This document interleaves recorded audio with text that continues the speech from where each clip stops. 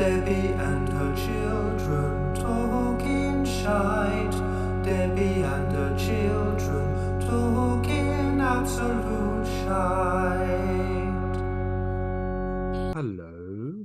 Got caught with a flat tire, have you? Well, I suppose you'd better come in then. Welcome to a haunted semi-detached house of horror at number 1 Fright Street, Terror Town, just past Taunton Dean services off the M5, which, incidentally, has a cracking little chef.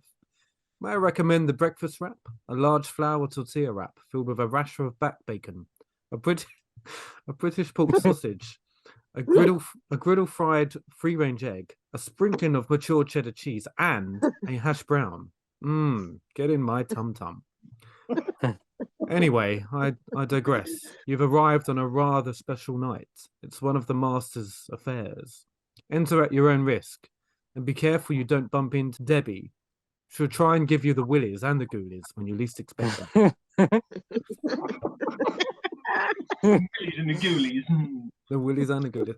Okay, yep. So, welcome to episode 8 of Debbie and Her Children Talking Shite. We are doing a bit of a Halloween special, and we are gonna introduce everybody as usual. First up, we have Master Craig. Yeah, what's all this business about avocado toast? I totally agree with that. Yeah, and then we have Don Erd. Happy Halloween! Well, that shook me right up. Oh, shiver me timbers. And then we've got Steve Oid. Hey guys. Could you not dress it up a bit, even for Halloween? No. No. Okay. No. And Billy, as we know, is saving the world from pirates. And then we have Debbie. Good evening. Who practicing that, Mama? Good evening. Can everyone do their best Halloween laughs? Yeah. Ha ha ha. Ha ha ha.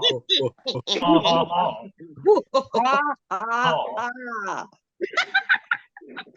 What was that? It sounded like something from London Zoo.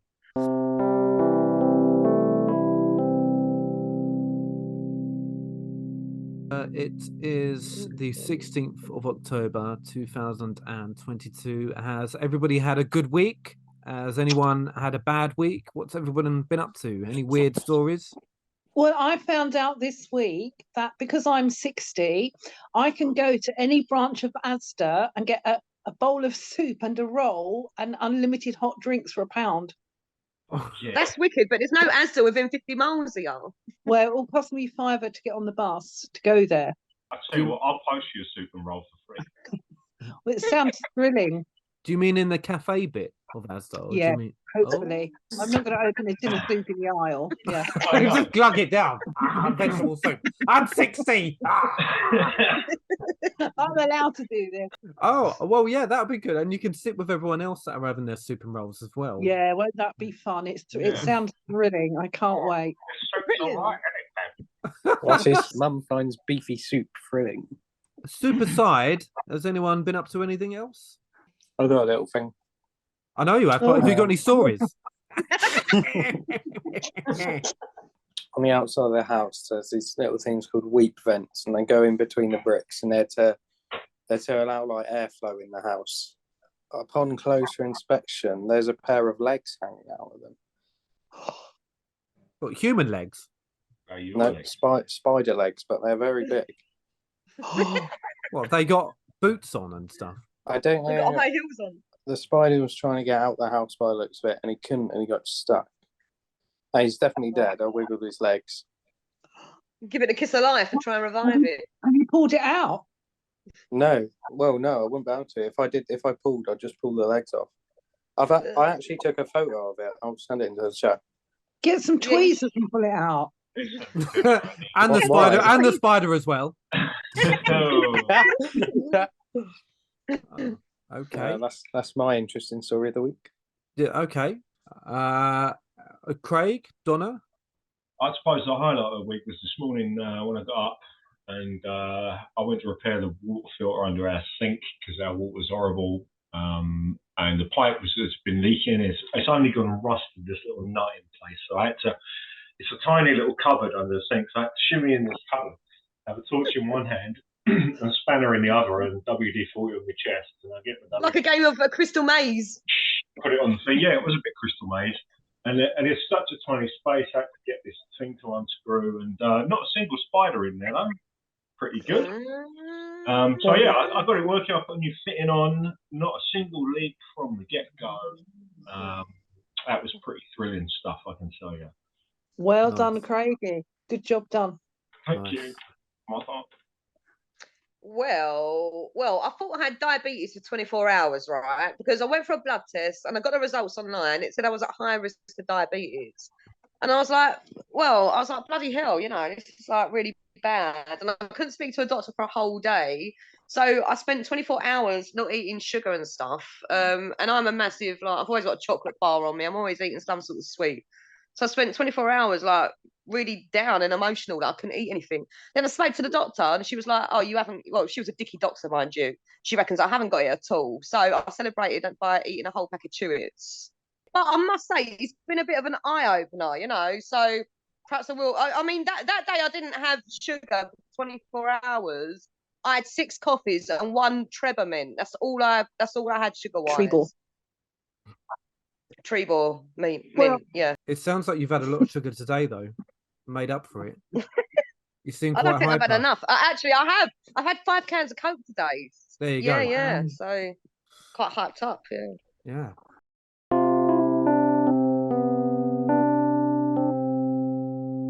Debbie, this letter comes from his name's Garth Brooks. I don't think it's the actual Garth Brooks.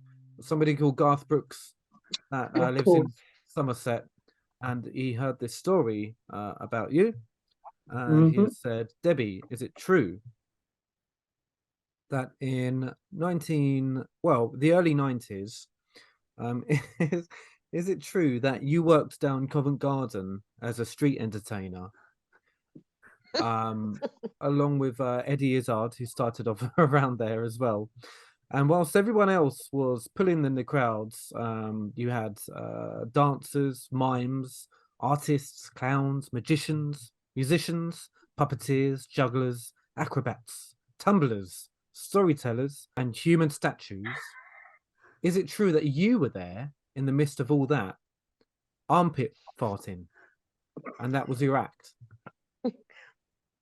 Ridiculous. I can't even do that, actually. You must still have it. Yeah, come on, Mum. You must be able to do that. I've never been able to do that. I've never done. Have you tried? How hard have you tried?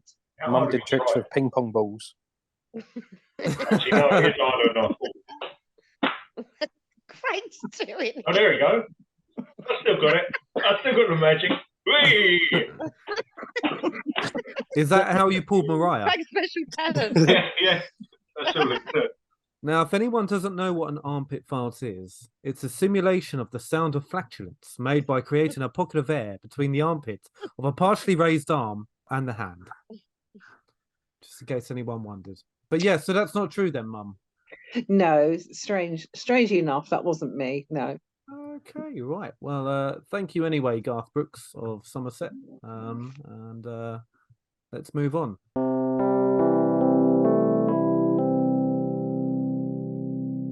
Has anyone got a shite news story they'd like to share? Yes, I have. I've got one that is local to Plymouth.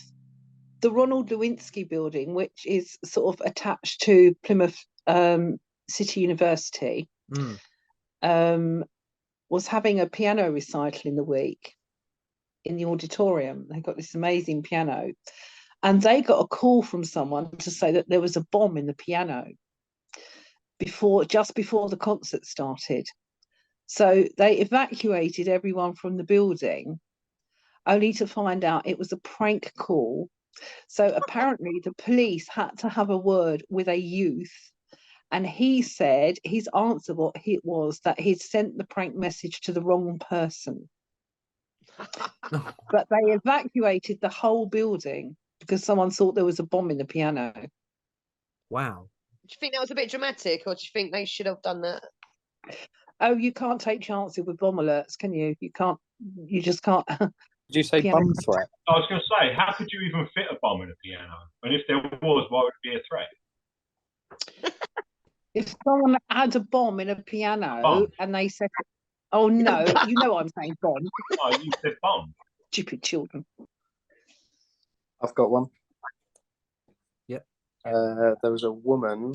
But have you got a They news have story?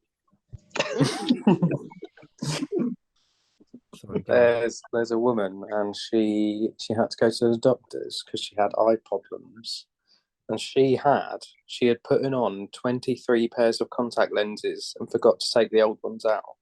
So she had to get 23 pairs of contact lenses removed from her eye at once. Oh, rank. No. She forgot to take them out. Yeah, she just kept putting her one on top every morning. Christ, didn't go blind. She must have had supervision. She must have been seeing through walls. Wow. Oh, no, that's really weird because something happened to me the other night when I was watching a horror film. My eyes started clicking really loudly every time I blinked it. That was taking a photograph of someone, and it was so scary. It was Mum was really, taking an really internal scary. selfie. And it was really loud inside my head. And our Mum, is cousin it was time for your here. medication? No, our cousin was here, and I said to him, "Oh my God, my eye's clicking." And he said, "Turn the sound off the TV." And I turned it off, and he could hear it from across the other side of the room. It was clicking every time I Your blinked. eye It was turned into a really- camera. Wow, it's like you've had AI. Someone's put AI in you when you was asleep. You're half I robot. don't know what that is. But it wasn't Mum's had a working. busy bottom week. Very busy bottom week. So let me get this straight. You can now take photographs with your eyeballs, and you can now get free soup and rolls from Asda. Yes, basically. Best Yes. week Imagine ever. you going to Asda now. You're half robot. Hello, I am now 60. Please, can I have my free soup? Where is my fucking soup? Yeah, 3,000. Give me my fucking beef soup.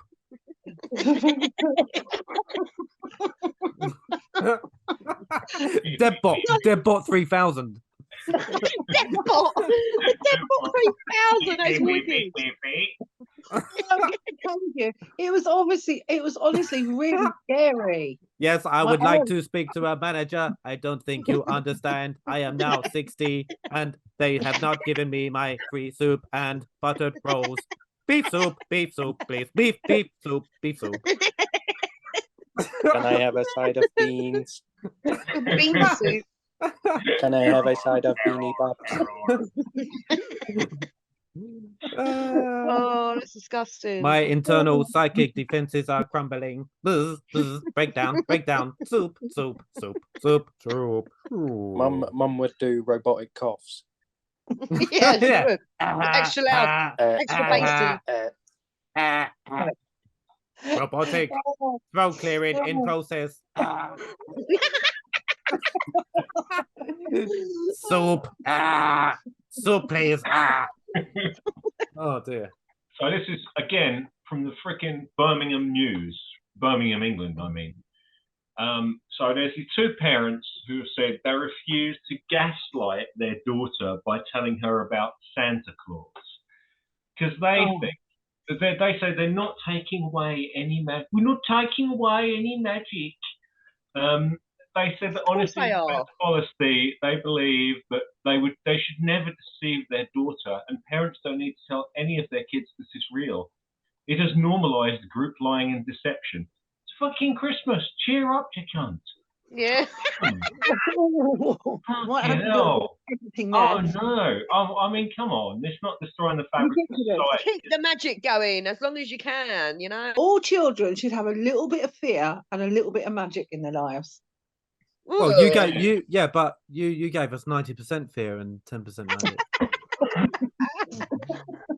We are talking about Halloween this week. First of all, Debbie's synesthesia corner. Can you tell us what Halloween tastes like, please?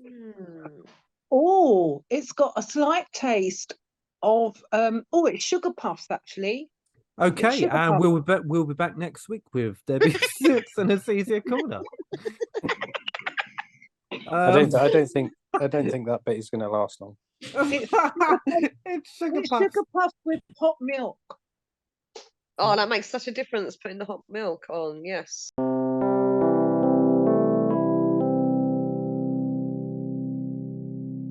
So I was working for BT and I used to be on the night shift, and we used to work in rows, with people on the telephones, and we used to chat to whoever we were sitting nearby to. And there was a lady, I'm not going to say her name, but she was a spiritualist, and she used to talk to me about spiritualism. And I have no religion, and I didn't have one then, but I'm very open-minded about discussing lots of types of religions. And she used to try and convince me to become a spiritualist, and every night. And she said to me one night, "You're still not convinced about spiritualism, are you?" And I said, "Well, I'm open-minded, blah, blah, blah." And she said, "Well, I astral project." She used to leave her body every evening and travel to different places. And she said to me, "I often see you in the spirit world wandering about, and you're always looking for something." And I said, "Oh, wow," and didn't think anything of it. And she said, "But you never remember me." She said, "I'm going to make you remember me tonight." So I said, "Okay." And I went home, and that night I had a dream about her, and I dreamt it was nighttime. I was at a train station with a buggy with a couple of children in it, and I was a bit worried because it was really late at night and I couldn't see the train coming. And in my dream, I saw this lady on the platform. When I went into work the next night, she said to me, "Oh, you saw me last night, didn't you?" And I said, "Oh, funny enough," I said, "I did have a dream about you." And she said, "No, I made you remember seeing me." And I said, "No, look, it was just a dream." She said, "You're still not convinced." She said, "Go home tonight, go to bed as you normally do, lock all your doors and windows, and I'm going to visit you. I won't be in this shape or form. You won't recognize me, but I'll tell you every item of food in your freezer, cupboard, whatever, what you're wearing in bed, blah, blah, blah." And I thought, right, if this woman does this, I'm going to be convinced. This is going to really, they've really impressed me. And I said, okay. Went home and sitting in the living room and had this Alsatian dog, and I was having a cup of tea, and I saw the biggest, weirdest beetle on the floor, and it was pink and yellow, spots and stripes, really odd thing. Never seen it. It's about 4 inches long. It wasn't tiny. And I sort of said, "Oh my God, what is that?" And as I stood up, my dog ate it. And I went to work the next day, and that woman never came into work, and she never ever was seen again. And I think my dog ate a spiritualist. I'm sure of it. Whoa, freaky. Well, that is a headline that could be on the front of Take a Break, isn't it? My dog ate a spiritualist. Yeah, it's better than Freddie Starr at my hamster. Yeah.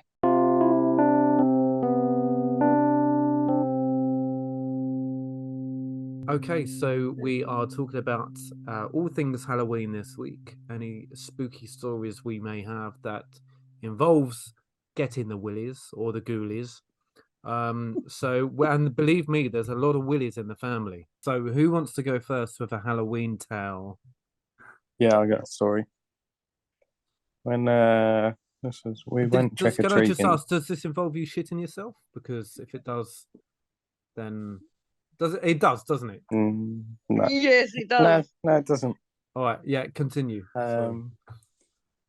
Well, I had a beard from when I was quite young. I was able to grow a beard quite young. 9 years old. And we went trick or treating once. And now that I look back on it, it makes sense. But I was in a Batman suit, but I was bearded, but I had a beard. And so I was going around knocking, and we were trick or treating, and a guy opened the door, and he was like, "Aren't you a bit old to be trick or treating?" He thought I was a fully grown adult, trying to nab sweets off people. Well, you thought you was a guy in your 30s. Yeah. Yeah. Oh, Stephen, did you say I'm never too old for Halloween trick and treating and just nick all the sweets? That's what you should have done, that. No, I think I'm pretty sure I did get a sweet with him in the end, though. Did you say how old you were? Did you say no? I'm actually. Yeah, I did. I can't remember how old it was. Was you too old though? Was you like? Probably, 14? yeah, probably, okay. Yeah, it's sad that last time you ever go trick or treating, you're like, you're pushing it a bit. We used to go out Mm. wearing bin liners. Did anyone else used to do that? Just put a bin liner on us and go out. Say, has anyone got any sweets?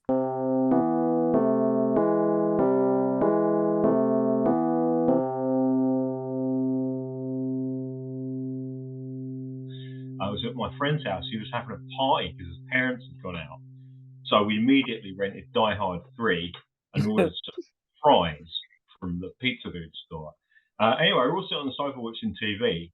I just happened to look to my right and I watched, I'm not joking, this is going to sound so stupid, but I watched like a tall guy in like a hat and jacket. He walked through the wall, literally just like 2 foot away from me to my right, walked past me and walked through this glass door. And it happened so smoothly in an instant. And I kind of didn't want to tell anyone because everyone was just watching TV. I was like, I'm going to look like a complete twat if I say this. So I didn't say anything. But the next morning, I asked the kid and I said, like, do you know what? I was like, really weird here last night. And he kind of smiled. He said, well, why do you think I ask you guys over when my mum goes out? He said, I hate being alone in this house. It's really weird. My room's got all these mirrors in. I see things out the corner of my eye. It freaks me out. Whoa. Oh, Wow. freaky.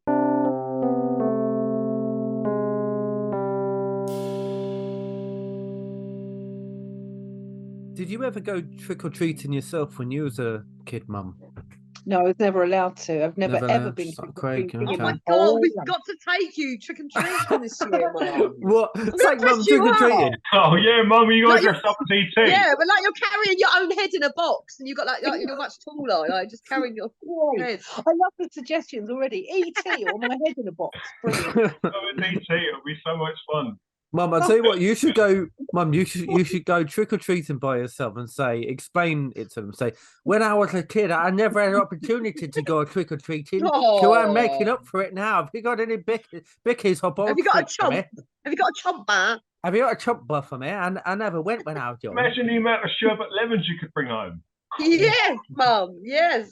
That would Mum. probably, me going around trick-or-treating now would actually probably be more scary than any of the kids dressed up for trick-or-treating, I can tell you. Me and you can go as Dr. Evil and Mini-Me, and you can be Mini-Me. Oh, well, I knew I'd be Mini-Me, yeah. Thought I might be, yeah. I can do that. You complete me, Mini-Me.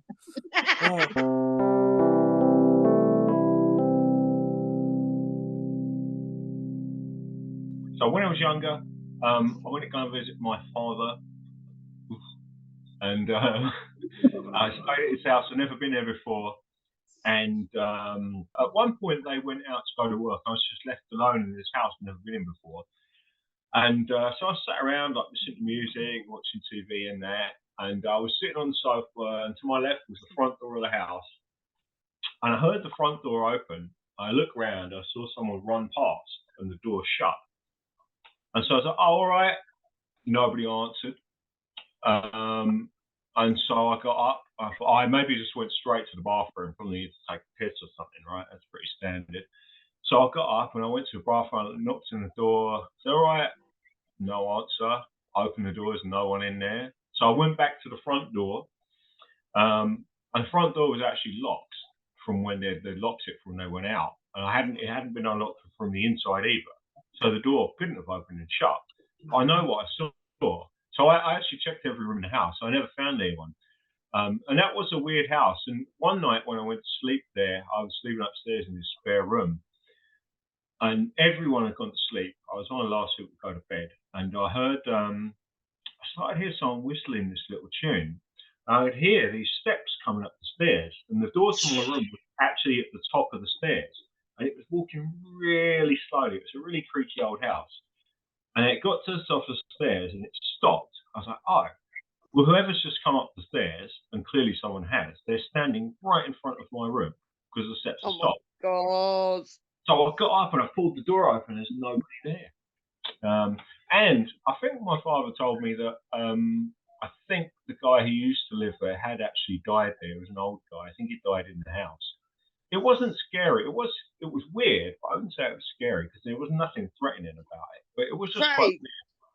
When you said the door flung open, you saw something walk past. What do you Yeah. think you saw? Like, was it an outline of someone, figure? It was like a person, but it was I know it's quite dark there. It was like if you'd just seen a person just walk past the doorway. Really. Just quick flash. That's why I thought they'd gone to the toilet to do a poo or a pee.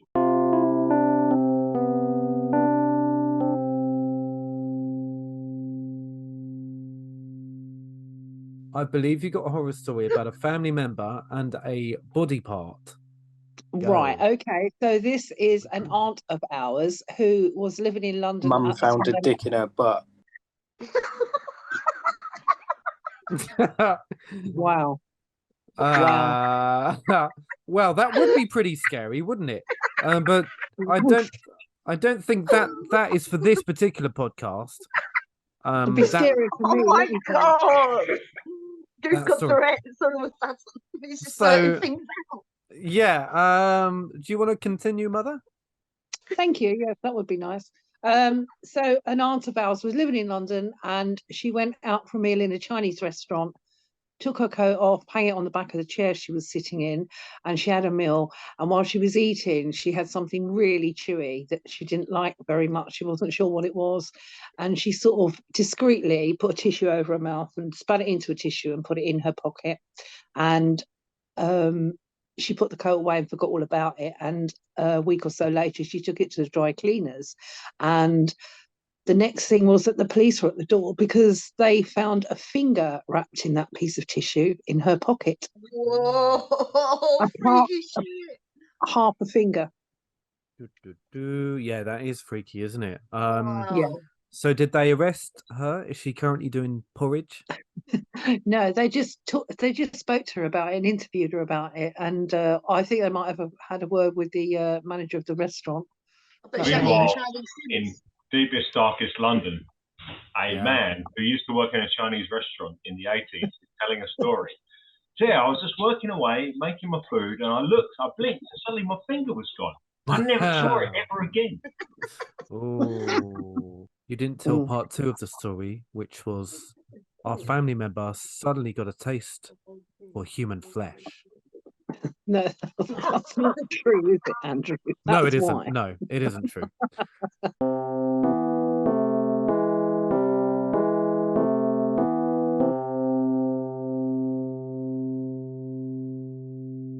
My son woke up once to say that there was a man in his bedroom with a top hat smoking a cigarette with long hair.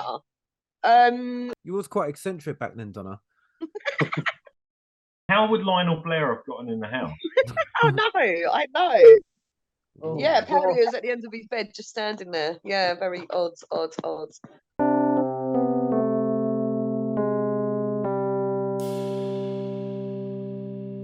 Has anyone ever had like a Halloween like day at work?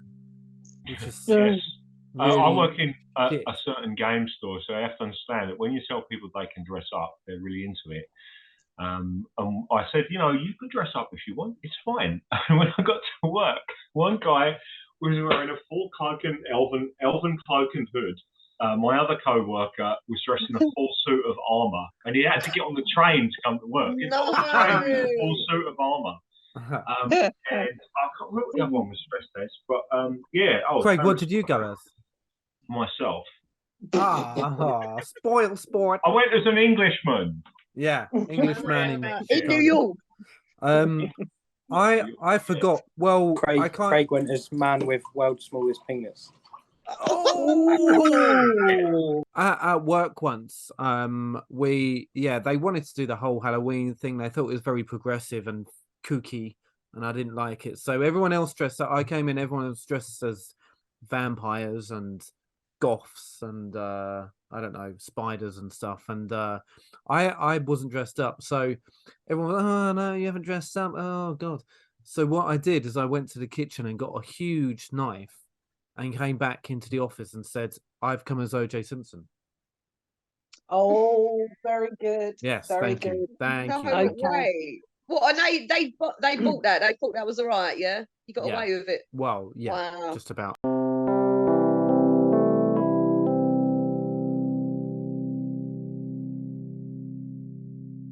This is an actually spooky story because it spooked me when I was a young child. I was probably about 6 or 7, probably 6 or 7. When we were younger, we used to go to a campsite. We used to go camping. Camping caravan was very popular in the early to mid 80s. And we used to go to this campsite. It was lovely there. And I remember one night, my grandfather was fishing there. They had a big lake to fish at. And our caravan was just by the lake there. And him and his friend were fishing. And I was just like, just like hanging around playing. I didn't really like fishing. So I started walking around, didn't go too far. And there was this tree, it was probably, I don't know, barely 10, 15 foot away from where they were fishing, just along the lake there. And it was quite late, and I decided to climb this tree, and I climbed up. And as I climbed up, it was very dark, and the moon was out, but you could only see a little bit. I kind of put my hand to grab a branch, and I suddenly felt kind of like if you have an electric shock, suddenly it's like pop, and I couldn't move. And I could see in my vision in this tree, I could see something, and it looked like little hands moving really fast, doing something. Like you could see it. I couldn't see it properly, and I couldn't move at all. I was paralyzed, just hanging onto this tree. And I remember I was like really screaming, like I was shouting for help, and I was like screaming at the top of my lungs. And then finally, I come away from this tree, whatever it was, let me go, and I just fell on the ground. And I looked up, and like my grandfather and his friend there, they were still fishing. They didn't even hear me screaming or anything like that. And my nan was in our friend's caravan. They were watching some TV show, saying while the fellas were fishing. And so I ran in there, and they were just sitting watching TV. They hadn't heard a thing. And I come in and said, look, I was screaming like, and I remember I said to grandfather, I said, didn't you hear me shouting? He goes, oh, we thought you were playing, boy. I was like, okay. But it was like everyone, afterwards, it was like everyone was just like in a trance. It was really weird. And I told my nan, and she just completely ignored me. And then my nan's friend come out, because she seemed to notice that I was really freaked out. And she said, oh, are you okay? I told her everything that happened. I showed her my arm, and she said, well, look, yeah, because it felt really weird. I don't know, it felt tingly, or like, I just felt odd, or like tender. And there wasn't any cuts or anything on it though. So she said, well, let's put a bandage on it or whatever. And then, right, my nan was like, right, come on then, bye. Time to go to bed, it's getting late. So I went to the caravan, went to sleep, and I was really freaked out by the whole thing. I remember like tossing and turning at night, and when I woke up in the morning, my pillow was just covered with blood. And I'd had a nosebleed in the night, and there was just blood everywhere. When I took the bandage off, I was actually quite scared to take it off. I took it off, and there was just like nothing there. They were like these little black bits. I don't know what they were, but they just came off. And it's really, really weird. It's very hard to explain. So was it like something was holding your body and you couldn't move? Or it was like I was paralyzed. I didn't even feel someone holding my hand. It was like I was completely paralyzed. Oh my God, that's so strange. And you was halfway up the tree, like. Yeah, and I couldn't make out what had grabbed my hand, but there was something moving back there. Oh my God. And I don't know what it was. And it wasn't a bird or a spider. It was really, really weird. The whole thing was weird.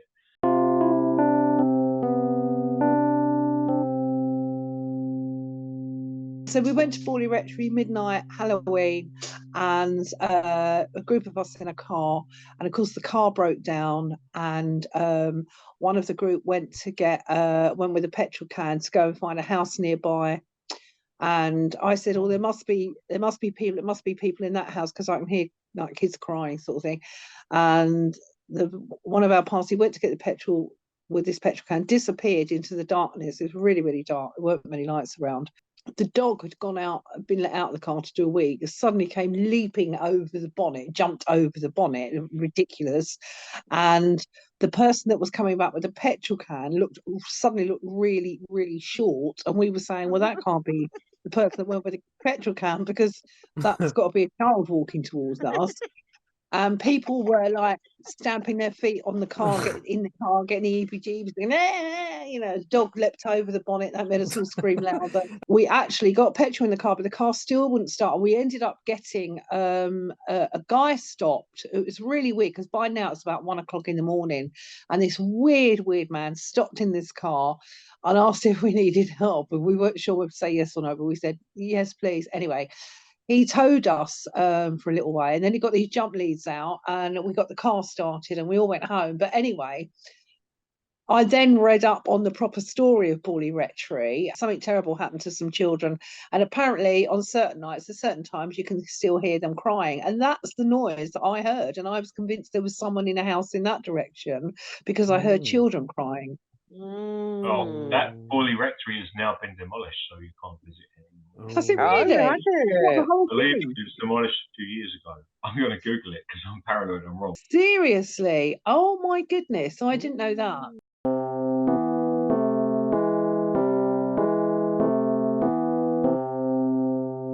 Me and my friends were playing in these trees, and it was like a little tree house area. And it was kind of towards the end of the day, and suddenly this kid walks up. He was dressed like someone from the 40s, right? This was in the 80s, and he had like school shorts and like proper shoes and a little jacket and a little fucking hat. And he comes up and he goes, "All right." He goes, "Kid, do you boys want an apple? I've got loads." And I was like, "Okay, who are you?" And I said, "Who are you?" And he said, "Oh yeah, we're just over there." I said, "Where's your caravan?" He goes, "Yeah, it's just over there." So I was like, "Oh yeah, all right then, go on then, we'll have an apple." And he disappears and he comes back with these 3 red apples. And my friend had one, and I had one, and he was just really weird. He seemed so out of time, and he goes, "Oh, I better go now." And off he went. And I was like, "I'm going to follow you." So I ran out of the trees, and I couldn't see him anywhere. He just walked out. He wasn't anywhere to be seen. And the campsite wasn't that big. And so I wandered around, like, you knew everybody there. I don't know who it was, but I swear that kid was some weird, freaky, fake time traveller. He was a time traveller, Craig. No, I think he was some weird, because you know what they say about like the fae and all that stuff, and elves and fairy. They say that you don't take anything unless it's given freely and without obligation. Like, you know, if those elves or whatever offer you food, you're supposed to not accept it unless you say, like, is this given freely without obligation? Because if it's not, who knows what will happen. But it was really weird, and the kid wasn't right. I'd never seen him before, and he disappeared. And I did eat a bit of that apple, but not all of it, because I threw it on the floor because I thought it was a bit weird. Oh. Oh my God.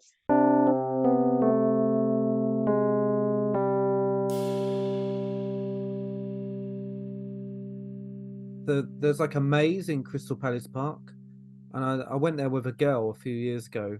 We thought it'd be fun to do, but it was just like the clouds were really greying up, and it was starting to spit with rain. And we had been in there for about half an hour. I honestly could not find my way out, and I had like ripped a leaf, and we kept going back to the same ripped leaf over and over again. Right, and then it started to spit with rain. Right, then I heard this. There was no one else around. Then I heard this child crying from the middle of the maze, like by itself. Well, we both heard it because we both looked at each other and said, "Can you hear that?" And she said, "Yeah." And she said, "Oh, can you hear it too?" And I said, "Yeah." She looked at me and said, "Andrew, I'm scared. Can you get me out of here, please?" I was like, "You're scared? Can you get me out of here?" So what I had to do is pick her up and literally throw her over the hedge. And then there was nobody to pick me up and do that to me. So I had to take a run up and leap over the hedge just to escape from the crying child. I thought I was going to be there forever, but that was pretty freaky. And I still don't know who the child was, but there was a child by itself crying in the middle of the maze in Crystal Palace. You could have asked her to throw you over the hedge first, darling. And then, yeah, but I think she would have been suspicious of doing that because she knows for a fact I would have just carried on running.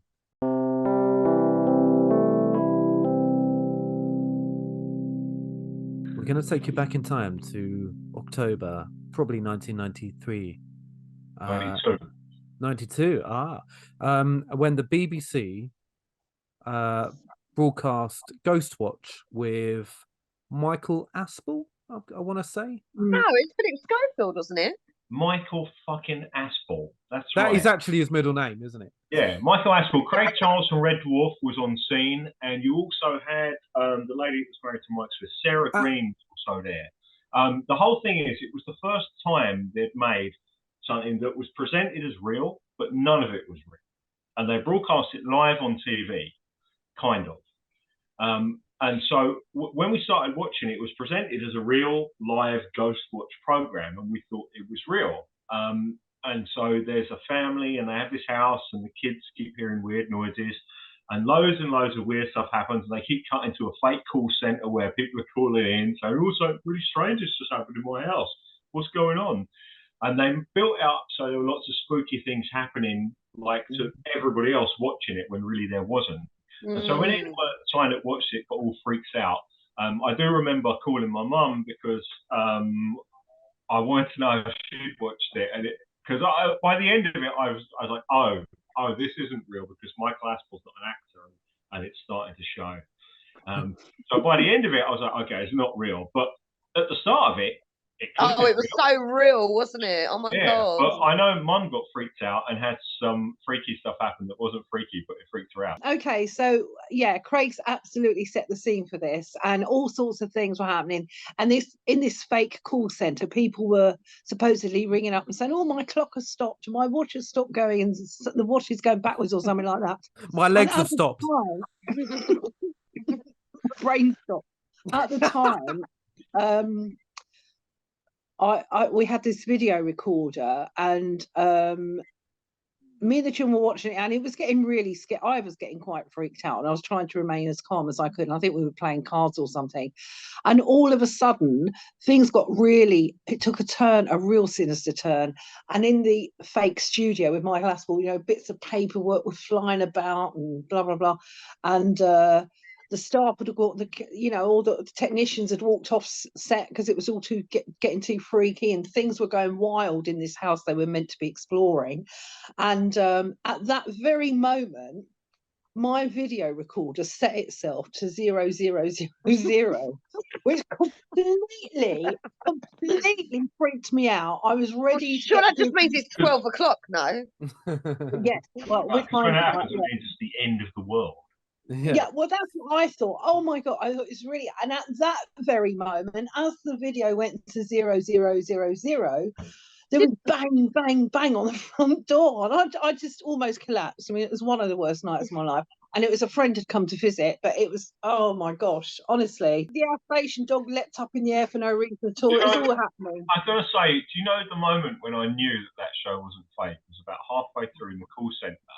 They had a Welsh guy call up, and he was, I was having a cheese and pickle sandwich, and I ate half of it. And when I turned around, the other half had gone.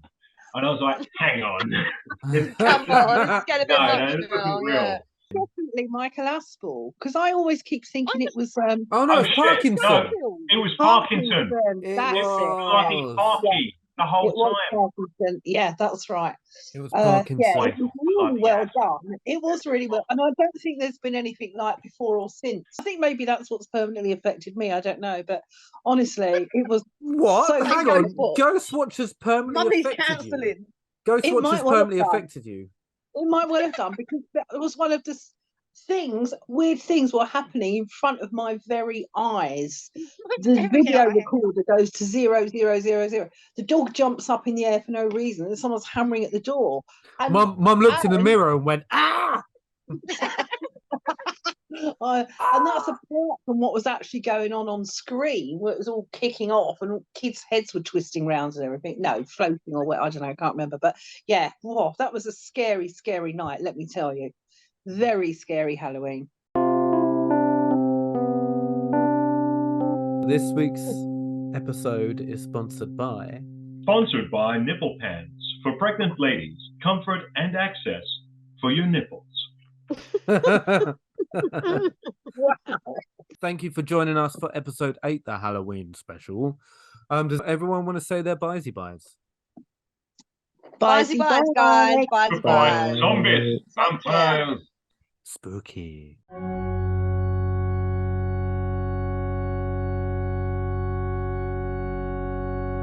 Debbie and her children talking shite.